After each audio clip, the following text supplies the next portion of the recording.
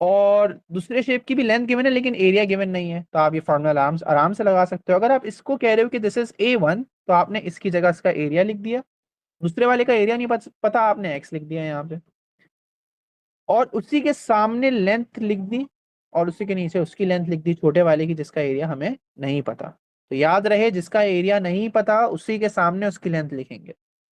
बाकी ये formula use करके आप आराम से निकाल सकते हो। ठीक है, दोबारा समझा देता हूँ, देखो। जब मैं चला अभी लेफ्ट हो गया था तो मैंने समझाया था, मैं दोबारा बता देता हूँ, कोई मसला नहीं है।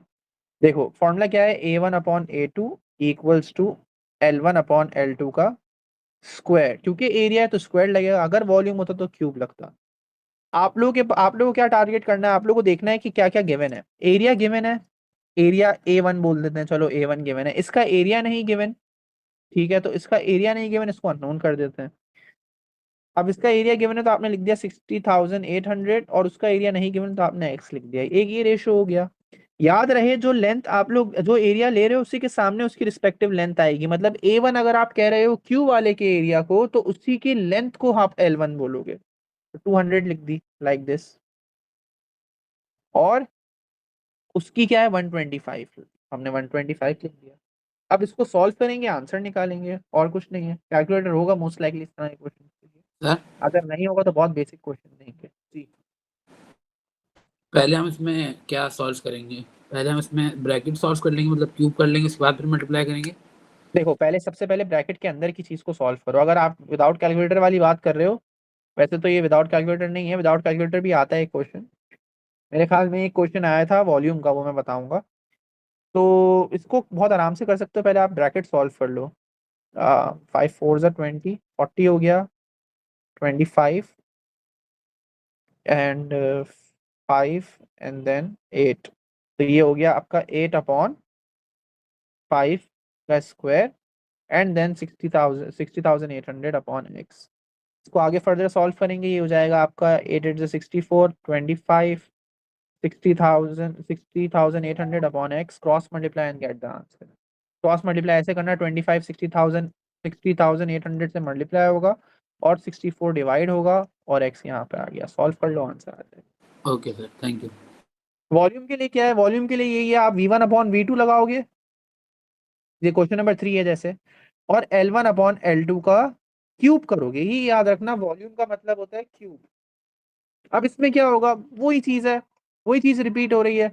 एक का वॉल्यूम गिवन है आप लोगों को, स्मॉलर कोन का वॉल्यूम निकालना है, इसका नहीं मिला हुआ। इसका वॉल्यूम दिया हुआ है इन्होंने, 17,015 है, 17,015, और उसी के सामने उसकी लेंथ 28 क्यूब में, और इसका वॉल्यूम नहीं गिवन, एक्स कर दो। उसकी वॉल्यूम डायमेंशन गिवन है, यस 20 दी हुई है।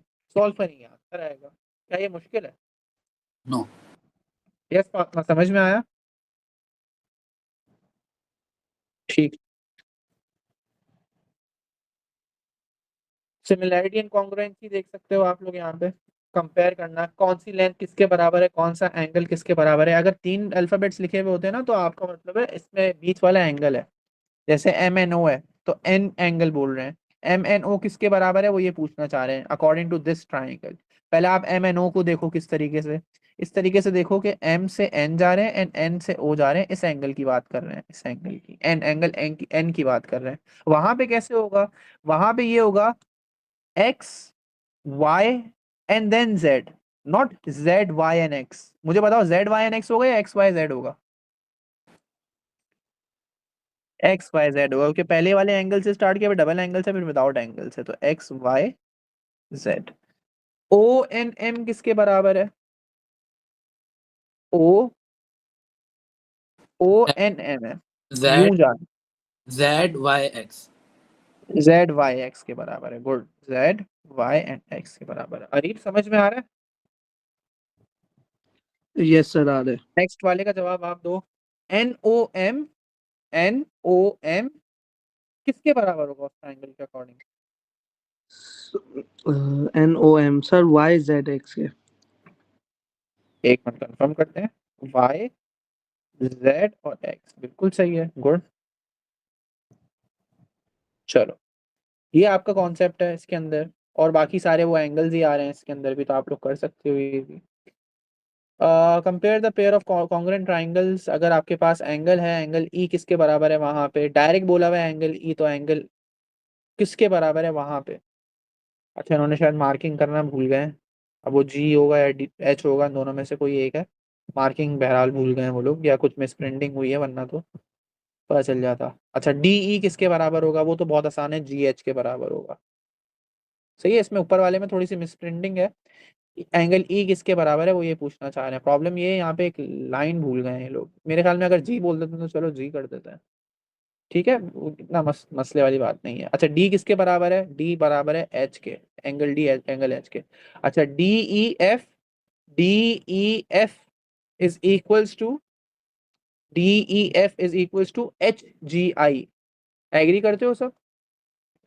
जी सर। ठीक। ये इससे ज्यादा कॉन्ग्रुएंसी नहीं है अब सिलेबस के अंदर, रीजनिंग साइड एंगल साइड वगैरह भी मेरे हिसाब से नहीं है। दे डिडंट स्पेसिफाइड कि एग्जैक्टली क्या चीज उन्होंने रिमूव की है सिलेबस में से, लेकिन मैं फिर भी आप लोगों को बता दिया अच्छा खासा। सिमिलर की तरफ आओगे तो देखो ये कितना जबरदस्त क्वेश्चन है, आप इसको देख सकते हो। Explain why this shape are similar, आप बता सकते हो कि भाई ये सिमिलर इसलिए क्योंकि ये इतने इतने से मल्टीप्लाइड हुआ हुआ है, स्केल फैक्टर इतना है, इस तरह बोल सकते हैं। अब कोई बच्चे बस समझाओ कि कौन सी लेंथ किसके बराबर है और किसके स्केल फैक्टर से। सर शेप मल्टीप्लाई बाय 3 हुई है। मल्टीप्लाइड बाय 3 हुई हुई है, मतलब ये पी क्यू आर वाला मल्टीप्लाइड बाय 3 हुआ हुआ है ऑफ द एबीसी। नहीं, ए बी सी वाला हुआ हुआ है पी क्यू आर का। एबीसी मल्टीप्लाई हुआ हुआ है, नहीं नहीं उल्टा बोल रहे हो, पी क्यू आर वाला मल्टीप्लाई हुआ है बाय हाँ 3। वो तो वही बोल रहा हूँ मैं, सॉरी। सही है गुड। अच्छा ये पहले वाले का जवाब पता है क्या होगा, आपको समझाना है, क्या समझाना है। आप बोलोगे triangle, triangle P R Q is equals to A C B, या इक्वल्स टू से बेटर है आप बोलो is similar to, similar to, equals to नहीं लिखना बल्कि सिमिलर सही वर्ड है क्योंकि सेम टू सेम थोड़ी है। P R Q, triangle, triangle P R Q is similar to A C B. और what is the ratio of the corresponding side, corresponding किसके कॉरिस्पॉन्डिंग, कॉरिस्पॉन्डिंग का मतलब होता है एक उसके ही बिल्कुल कॉरिस्पॉन्ड, उसके ही जैसी, तो कॉरिस्पॉन्ड मतलब उसी से रिलेटेड, तो A C is basically corresponded to P R. तो आप बता सकते हो व्हाट इज द रेशियो, आप रेशियो बता दो 3 है। Which angle is correspond to angle B, angle B किसके कॉरिस्पॉन्डिंग एंगल है, एंगल क्यू के बराबर है, ठीक है।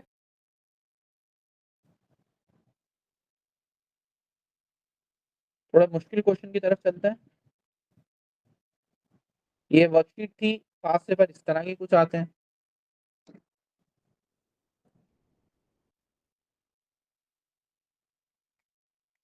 The ratio of the area of the bases of two geometrically similar, ये वर्ड बहुत इंपॉर्टेंट है, geometrically similar या mathematically similar buckets is 4:9। Ratios दिया हुआ है इनके एरियाज के, मतलब A1/A2 ऑलरेडी गिवन है, L1/L2 स्क्वायर, जिसमें A1/A2 ऑलरेडी गिवन है। बड़े वाले का 9 रेशियो है, छोटे वाले का 4 है। इसका मतलब ये नहीं कि ये एरियाज हैं, बल्कि एरिया के रेशियो हैं, सिंप्लीफाइड रेशियो है। अब आप लोग रेशियो पढ़ के आए हुए हो तो आप लोग को इस बात समझ में आ गई होगी। अच्छा वो क्या कह रहा था, area of the top smaller bucket is 480 centimetre square, what is the area of the top of larger bucket. अच्छा अच्छा लेंथ का तो कॉन्सेप्ट नहीं है इसके अंदर, पहले ये निकलेगा एरिया कैसा। तो 4:9 का एरिया दिया हुआ है, तो अगर 4 छोटे वाले का है और स्मॉल बकेट का एरिया 480 है, तो बड़े वाले का 9 रेशियो है, उसका नहीं पता, क्रॉस मल्टीप्लाई करता आंसर। ये बात समझ में आई? सिंपल रेशियो लगाया पहले मैंने, क्वेश्चन नंबर 1 में सिंपल रेशियो है। The area of the top of the small bucket is 480। मुझे क्या छोटे वाले का बकेट का रेशियो भी पता है, बिल्कुल पता है। क्या उसका एरिया पता है, बिल्कुल पता है। मैंने उसके सामने उसका रेशियो और उसके सामने उसका एरिया लिख दिया। 9 बड़े वाले का है, हमें उसका एरिया पता है नहीं, क्रॉस मल्टीप्लाई किया आंसर आ गया। समझ में आ रही है बात? जी सर। अच्छा उसके बाद क्या कह रहे हैं, write down the ratio of the height of the two buckets. How to calculate the ratio of the height. अब देखो A1/A2 दिया हुआ है हम लोगों को, मैंने लिख भी दिया, रेशो ऑलरेडी गिवन है क्वेश्चन के अंदर। 9/4 लिखो या 4/9 लिखो, कोई मसला नहीं है, डिपेंड करता है वो कौन सी कह रहे हैं। अगर वो कह रहे हैं ratio of the bucket is 4:9, तो आप भी 4/9 लिखो, ताकि आप पहले वाले में A1 को आप रिप्रेजेंट करो छोटा वाला और A2 आप रिप्रेजेंट करो बड़ा वाला। इनका एरिया ये दिया हुआ है, लेकिन इनकी लेंथ नहीं गिवन, इनकी हाइट नहीं गिवन, और उसी का रेशो मांग रहे हैं। तो H1/H2 कर लो और स्क्वायर। अगर आपको इसका रेशो निकालना है तो आपको अंडर रूट करना पड़ेगा ताकि यहाँ से हट जाए। अब H1/H2 का आंसर क्या आ रहा है? 2n3। तो रेशो क्या बन रहा है? H1:H2 is basically 2:3। ये आंसर है आपका। तो ये एग्जैक्टली निकली है लेंथ, बल्कि आप लोग के पास क्या निकल गया? रेशो निकल गया ऑफ द हाइट। इसको फर्दर हम डिस्कस जब भी कर सकते हैं बाकी पूरे चैप्टर को, इसमें खास तौर पे शेप्स वालों को, जब हम लोग के पास मेंसुरेशन का टॉपिक कंप्लीट हो जाएगा। उसमें आते हैं हमेशा लिंक क्वेश्चन आता है, तो डोंट वरी, अभी आप लोगों को इतनी नॉलेज रखनी है इसमें। इसको करते हैं question number 5। Are A B C and D E F similar, explain your answer clearly. ठीक है, आर दे सिमिलर और नॉट? ये मल्टीप्लाइड बाय 2 हुई हुई है, ये मल्टीप्लाइड बाय 3 हुई हुई है, ये मल्टीप्लाइड बाय 1। जी, कह रहे हो सिमिलर नहीं है। सिमिलर नहीं है ना? मुझे भी यही लग रहा है, लेकिन सारी लेंथ को देखना पड़ता है। एक मिनट रुक जाओ। अगर मैं इसको कहूं कि ये लेंथ इससे मल्टीप्लाइड बाय 3 हुई हुई है, तो नहीं, मेरे ख्याल में तो नहीं। चेक करो, बाकी सारी लेंथ को कंपेयर करना पड़ता है, सिर्फ एक लेंथ पे हम कंक्लूड नहीं कर सकते। आई डोंट थिंक सो कि नहीं है। तो आप बोलोगे कि सिमिलर रेशो नहीं है इनका? नो, नहीं है, नहीं है, सिमिलर साइड्स नहीं है। ठीक है, अच्छा वैसे इन्होंने, सॉरी, बल्कि आप सारी लेंथ को कंपेयर नहीं करोगे, इन्होंने बताई भी ना, A B C and D E F बोला हुआ है ना इन्होंने। तो ए बी और डी ई को चेक करो, सिर्फ ए बी और डी ई को चेक करो। ए बी और डी ई का कितना बन रहा है? 3 एंड 4.5। यू कैन से कि ये 3 मल्टीप्लाइड बाय 1.5 हुआ है, तभी 4.5 आया है। अब बाकी लेंथ भी मल्टीप्लाइड बाय 1.5 होनी चाहिए। बी सी को चेक कर लो, B C and E F को। बी सी 6 है, ई एफ कितनी है? 9 है। ये मल्टीप्लाई कितनी हुई हुई है? 6 को मैं किससे या ये बन रहा है आपका रेशो 9/6 का, वो बन रहा था 4.5/3 का। और लास्ट में ए सी और डी एफ को कंपेयर करेंगे, वो मल्टीप्लाइड बाय 2 है, 8/4 है। तो ऑफ कोर्स ये मल्टीप्लाइड बाय 2 हुई हुई है, ये वाली लेंथ। ये अलग अलग तरीके से आपको ये सारी चीजें प्रूव करनी पड़ेंगी कि ये लेंथ इससे हुई हुई है, मल्टीप्लाइड बाय 2 हुई हुई है, वो आपकी 1.5 हुई हुई है, और वो भी 1.5 हुई हुई है। That is why it is not similar. सिर्फ एक लेंथ का मसला था, उसमें वो मल्टीप्लाइड बाय 1.5 नहीं हुई, बाकी सारी मल्टीप्लाई बाय 1.5 हुई हुई है, तो हम बोलेंगे इट इज नॉट सिमिलर। अच्छा, अब वो क्या कह रहा है नेक्स्ट क्वेश्चन के अंदर? वो बता रहा है कि L M N S N P Q R is similar, are similar, calculate the value of X. अब आप लोग रेशियोज बना सकते हो अगर बनाना चाहो। L M upon P Q equals to M N upon Q R equals to L N upon P R. Ratios बना सकते हो बनाना चाहो तो। कैसे बनाए रेशोज? बहुत आसान है। फर्स्ट 2 लेटर्स उठाओ, फर्स्ट 2 लेटर उठा लिए। लास्ट के लेटर्स उठाओ, लास्ट के लेटर उठा लिए। फिर फर्स्ट एंड लास्ट उठाओ, फर्स्ट एंड लास्ट उठा लिया। फिर फर्स्ट एंड लास्ट उठाओ, उसमें से भी फर्स्ट एंड लास्ट। तो रेशोज बनाना सब सीख गए पहले? मुझे हाँ का जवाब चाहिए। Yes, sir. ठीक है, अब आप लोग रिस्पेक्टिव लेंथ लिख लो। जैसे एल एम लेंथ कितनी है? 3 है। पी क्यू लेंथ कितनी है? पी क्यू अपॉन 5 है, तो इसका रेशो चलो गिवन है। इसी के कॉरेस्पॉन्डिंग रेशो आर क्यू की तरफ जाना है हम लोगों को। आर क्यू या क्यू आर, ये वाला, इसका देखते हैं। एम एन गिवन है, एम एन 4.2 है, लेकिन क्यू आर गिवन है नहीं, क्यू आर की जगह एक्स लिखा हुआ है। अब देखो आराम से, आप क्रॉस मल्टीप्लाई करो, आंसर निकालो। अब्दुल्ला, समझ में आया? जी सर।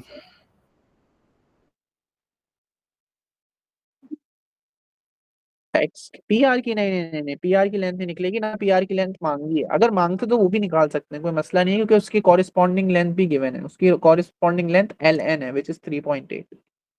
लेट से अगर वो बोलते ना ये वाई लेंथ है, तो ये भी निकाल सकते थे आप, मसला नहीं है, लेकिन उन्होंने सिर्फ एक्स बोला है। सही है फातिमा? जैसे पता है क्या होगा, जैसे मैं बताता हूँ, एल एन की जगह आप लिख दो 3.8, पी आर की जगह आपने लिख दिया वाई। अब पहले ये सॉल्व कर लो, मतलब ये वाला बेहतरीन चीज है, ये वाला रेशो आपको पूरा गिवन है, आप इसके साथ इसको यूज कर लो, x निकाल लो, और इसी के साथ ये यूज कर लो तो आप y भी निकाल सकती हो। समझ में आया? जी सर। चलो गुड। तो ये चैप्टर है, आप लोग खुद से भी ट्राई करना, मुश्किल नहीं है, ट्रस्ट मी, बहुत आसान है। देखो इसके अंदर हाउ इट इज सिमिलर बता देते हैं, या तो क्वेश्चन सिमिलर है, अगर नहीं है तो आपको खुद बताना पड़ता है कि how it is similar. Now how this shape is similar to this, आप ये बोलोगे कि इसके अंदर एक छोटा ट्राइंगल आपको नजर आ रहा है, ये रहा, ये ट्राइंगल नजर आ रहा है, ये ट्राइंगल सिमिलर है पता है किस ट्राइंगल के? This whole triangle. So now we are talking about only triangles। आप कभी भी ये नहीं कहना कि trapezium is similar to this triangle, ऐसा नहीं हो सकता। This triangle is similar to this bigger triangle। Small triangle is equals to bigger triangle। Small triangle में कौन सा ट्राइंगल आएगा? छोटा वाला। और पूरा ट्राइंगल में कौन सा आएगा? पूरा। छोटे वाले में कौन सा ट्राइंगल आएगा मैं बता भी देता हूँ। अब मुझे बताओ इनकी कॉमन एंगल कौन सा है? कॉमन एंगल जरूर देखना होता है, इन्हीं के कॉमन एंगल कौन सा है बताओ? दोनों के लिए कॉमन एंगल कौन सा है? A, एंगल ए दोनों के लिए कॉमन है। गुड। तो आप बोल सकते हो C A D, triangle C A D is similar to triangle B A E. Yes और no? Yes. When you are talking about C A D तो आप पूरे ट्राइंगल की बात कर रहे हो, and if you are talking about the triangle B A E तो आप इसकी बात कर रहे हो। Now you can make ratios, आराम से रेशोज बनाओ, C A upon B A D upon A E, C D upon B E. जो चीजें उन्होंने पूछी हुई है वो आराम से निकाल सकते हो। Express C D as a percentage of B E, चलो सही है, ये बहुत आसान है। सी डी कितना है हमारे पास? सी डी हमारे पास 7 है। As a percentage of B E, B E कितना है? 5 है। एज अ परसेंटेज बोला है, मल्टीप्लाई बाय 100 लिखो, सॉल्व करो, आंसर आ जाएगा। 140% आ रहा है आंसर। फाइंड ईडी, ईडी के लिए आप रेशोज बना सकते हो आप लोग। Right sir. करना है? करें, चलो करते हैं। ईडी, ईडी हमारे पास निकालने के लिए पहले रेशोज बनाओ, C A upon B A is equals to A D upon A E is equals to C D upon B E. अब ईडी कहाँ लाए हो रहा है ये देखना पड़ेगा। ए डी और ए ई में लाए कर रहा है, इसमें लाए कर रहा है, तो इसको ले लो, ये कंपलसरी लेना पड़ेगा। ए ई कितना है? 3 है। ए डी आपको नहीं पता तो ए डी अननोन है। और कौन सा नोन है? सी डी और बी ई नोन है। सी डी है हमारे पास 7, बी ई है हमारे पास 5। कैलकुलेट करेंगे इसको, 7 multiply by 3 divide by 5, A D आ जाएगा। 7 3 21, 21 अपॉन 5, 5 1 5, 5 4 20, पॉइंट लगाया, 10 बना 5, 4.2 आंसर आ रहा है। तो अगर ये पूरा एडी 4.2 आ रहा है तो मुझे बताओ कि ईडी कितना होगा? 1.2। 1.2। समझ में आई बात? यस।